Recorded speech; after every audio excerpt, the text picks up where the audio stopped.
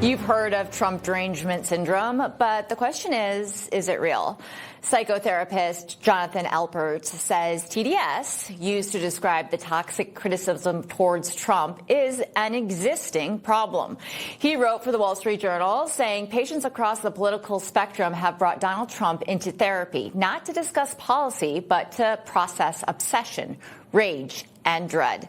Back with us is senior editor at the Daily Signal, Tyler O'Neill, and you've had some water, so you're good yes. to go.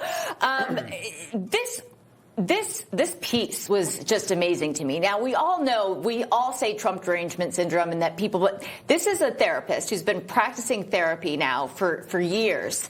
And he noticed a trend in 2016 where people are just obsessed, and they obsess on Donald Trump.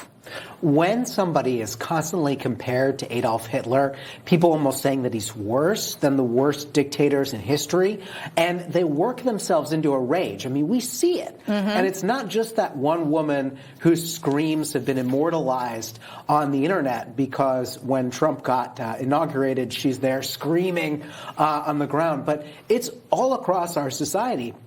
People are not handling the fact that somebody who represents a rejection of the woke establishment in the way that Trump does could become president of the United States, could have the most powerful position essentially on the globe. And, you know, Trump sends a really important message that the American people are not putting up with this anymore. And so many people in our country just can't handle it. Well, the article goes on to say that they just can't seem to get Trump out of their mind. It's one woman, one patient said she couldn't enjoy her vacation with her family because she felt so insecure and out of control that Donald Trump was the president of the United States. This is neurotic.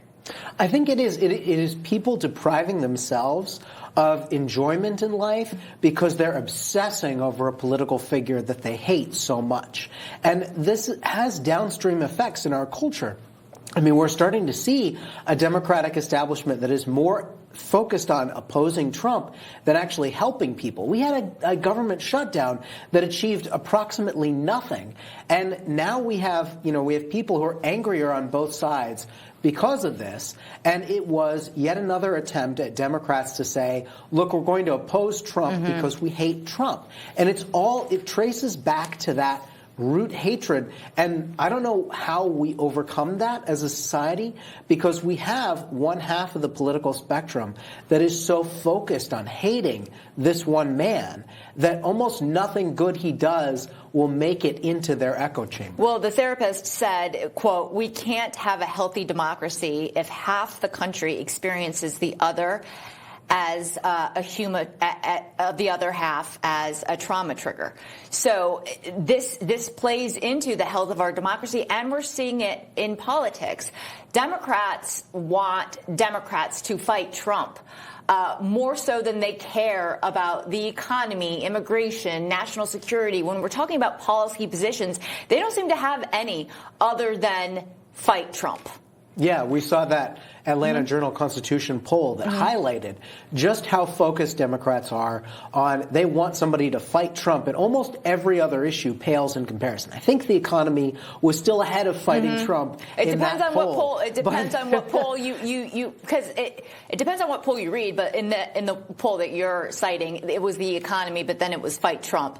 But it's right at the top, the number one or number two issues that concern them the most. And I don't know what fighting Trump means for policy. I don't understand, other than they want him dead, and he's already escaped 2 assassination attempts already. I think that is the ultimate tragic endgame of all of this, is that, we have many Democrats on the Hill who may disagree with Trump's policies, and then you have some who just want to oppose Trump because he's Trump.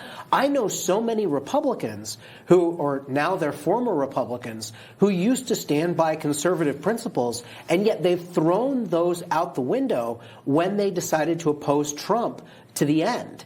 And I don't understand somebody who would reject what he long believed was good for this country just because the guy saying it is President Trump. No, it is a Trump derangement syndrome. It's now clinical, but you talk about how do we reach out to the other half, and I think the Turning Point USA examples that's why I think that's so great, because conservatives are going on college campuses, and Charlie Kirk was so great because he was taking on these liberals and their mindsets and their arguments and giving it back to them, saying convince me otherwise, and it inspired a bunch of young men to become conservative. But how do we replicate that moving forward, and how do we even talk to the left? I think Turning Point has a good model that they're continuing to pursue. Unfortunately, what you see is this backlash. The left's response to Turning Point and that offer of dialogue is hatred, attempts to silence them, attempts to shut them down. So what we have to be as good as we can. You know, we want to say we want to engage with the left. We want to hear what you have to say. But at the end of the day, when you're talking about groups like Antifa, when you're talking about organized groups that are trying to silence debate on key issues, that's a line in the sand that has to be drawn. We need to have that debate. We have to have. Tyler O'Neill, thank you so much.